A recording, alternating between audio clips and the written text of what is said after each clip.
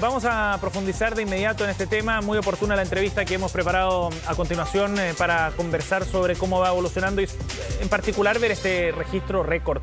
Estamos en contacto con el epidemiólogo y académico de la Universidad de Chile, Gabriel Cavada. Gracias por el contacto, doctor. Muy amable. Hola, muy buenos días, Sebastián, un gusto. Doctor, bueno, vemos este dato evidentemente que genera preocupación, aunque quizás era esperado que superáramos los 2 dígitos de contagio y de casos nuevos, 12.500 casos para el día de hoy. ¿Cómo le damos contexto a los números que relatábamos recién, doctor? Bueno, mira, la verdad es que la epidemia en términos semanales se estaba duplicando los casos, ¿no? Las incidencias semanales. Por lo tanto, esta era una cifra bastante esperable. Nosotros teníamos pronosticado que alrededor del día 22 de enero íbamos a tener alrededor de unos 13.000 a más reventar unos 15.000 casos, y esto de alguna forma se condice con esas predicciones. ¿Ah? Tal como usted señalaba, esto además responde a la cifra del día jueves, porque los días martes y miércoles siempre hay un sesgo de información que tiende a bajar las cifras. Sin embargo, en mi opinión particular, si bien la epidemia todavía se está expandiendo, más o menos a razón de un 14% por día, este R efectivo diario está tendiendo a ser 1. Por lo tanto, si todo marcha bien, estaríamos acercando probablemente al pic de contagio. Sí, ese punto es interesante, doctor. Un paréntesis antes que sigamos con la conversación. Si nos pudiera explicar qué es el R efectivo para que nuestra audiencia también lo entienda. Con todo gusto. Mira, es bastante simple. Es la comparación proporcional. Si es diario, es la cantidad de casos que registras hoy dividido por la cantidad de casos que registraste ayer. Perfecto. Por lo tanto, si la epidemia está en aumento, ese cociente va a ser mayor que 1. Pero tal como tú señalaste, como existe este sesgo de información, lo mejor es calcularlo con una unidad de tiempo semanal, es decir, los casos incidentes que tienes en la semana actual, pero cuando esta semana se complete, o sea, el domingo o el lunes, dividido por los incidentes que tuviste la semana anterior. Perfecto. Y finalmente lo que nos muestra el R efectivo entonces es la velocidad a la que está creciendo o expandiéndose la pandemia. Exactamente, tú lo has dicho.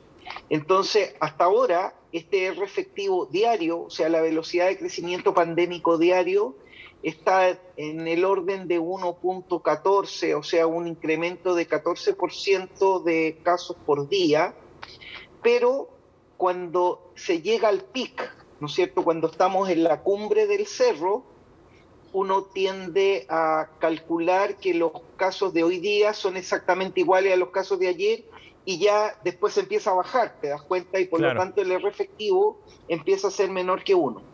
Muy afortunadamente, la media móvil de los últimos 4 R efectivos han tendido a bajar, siempre sobre el 1, epidemia en expansión, pero estamos acercándonos a una velocidad aún lenta hasta este pic de estabilidad que sería el 1, y eso probablemente pudiera ocurrir de aquí al 22, la semana del 22, o sea, si no es este fin de semana va a ser la próxima, de donde esperamos ya a estas alturas de todo corazón, con afectividad, que esta ola empiece a bajar. Sí, es bien interesante y alentador además lo que usted plantea, ¿no? Porque cuando uno escucha una cifra como esta, 12.500 casos, evidentemente que genera preocupación, pero es importante ir proyectando esa tendencia. Doctor, de acuerdo a sus proyecciones, a estos datos que usted ya nos ha comentado, ¿en torno a qué número podríamos estar en ese pic de esta nueva ola? ¿Más cerca de los 20.000? ¿Más cerca de los 15.000? ¿Es posible hacer una proyección sobre eso? Mire, siempre hacer una proyección es tremendamente arriesgada, pero lógico. Y yo creo que vamos vamos a andar alrededor de los 15.000, digamos, como pic. Ojalá no me equivoque, porque esto es tan dinámico que podría dispararse, y hay también proyecciones bastante confiables que incluso han dado hasta un pic de 30.000 casos, ¿sí? Pero ojalá no lleguemos a eso, por supuesto, porque si llegamos a aquello, si bien la proporción de pacientes que van a requerir UCI va a ser la misma o menos, pero en términos de volumen, las unidades complejas podrían verse bastante estresadas al respecto. Sí, hasta ahora eso sí no se ha visto ese aumento de casos UCI. ¿Eso tiene que ver con que la pandemia efectivamente, o esta variante más bien, es menos agresiva y genera otro cuadro clínico distinto? ¿O tiene que ver con que todavía no ha pasado el suficiente tiempo desde el aumento de casos, doctor? Mire, con todo gusto, el año pasado, en la misma fecha, ¿no es cierto? Porque acuérdese, esto es interesante porque acuérdese que este virus tiene una componente estacional. O sea, si nuestra Omicron hubiera llegado en invierno, estaríamos en una situación tal vez mucho más devastadora en términos de casos. Claro.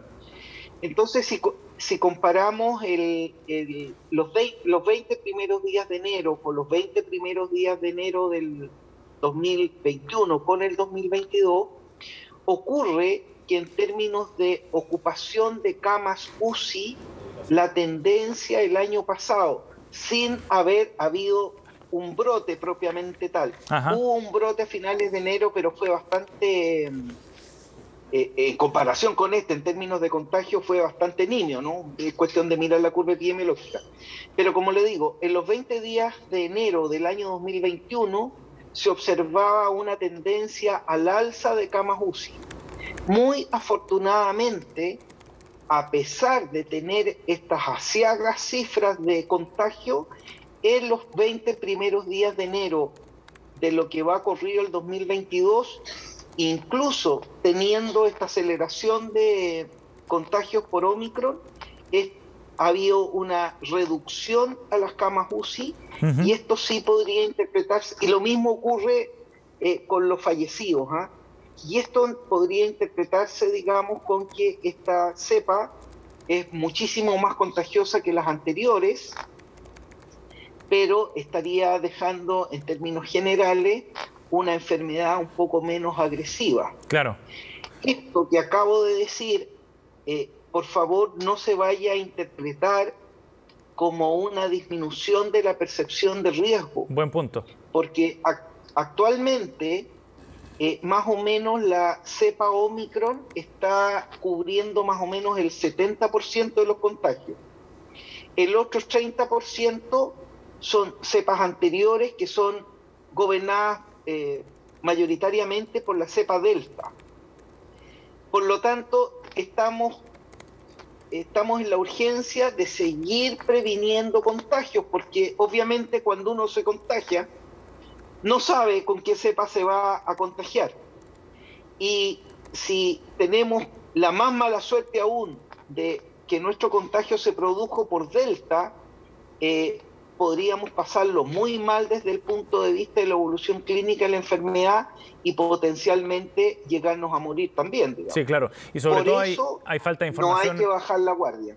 Exacto, y porque falta información además también de los efectos a mediano o largo plazo que pueden tener esta variante.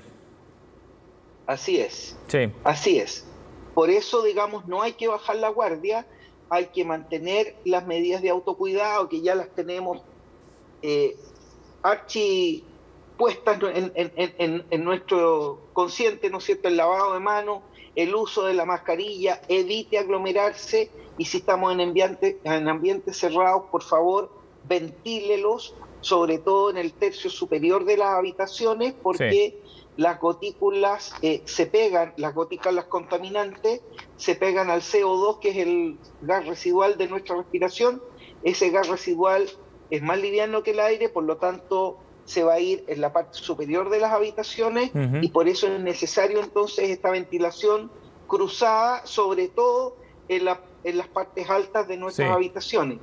Y lo más importante de todo es que el eje de control pandémico que hemos escogido como Estado, incluso como a nivel mundial es la vacuna, y por lo tanto es casi una súplica que a las personas que tienen que completar su plan de vacunación lo completen, y aquellos que no han iniciado el plan de vacunación se dejen de argumentos que son completamente falsos y por favor inicien su plan de vacunación, porque si no, salir de esto podría ser demasiado largo. Y son el público, digamos, la población objetivo más vulnerable por estos días. Doctor Cavada, muchísimas gracias por conversar con nosotros a esta hora, recién conocidos los datos, muy amable. No, un placer cuando se le ofrezca. Gracias, doctor, hasta luego. Hasta luego.